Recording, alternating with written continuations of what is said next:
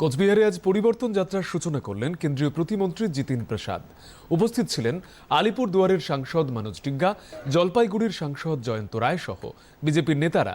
পরিবর্তন যাত্রা শেষে শীতলকুচির গোলকগঞ্জ বাজারে সংলগ্ন মাঠে জনসভায় বক্তব্য রাখেন কেন্দ্রীয় প্রতিমন্ত্রী।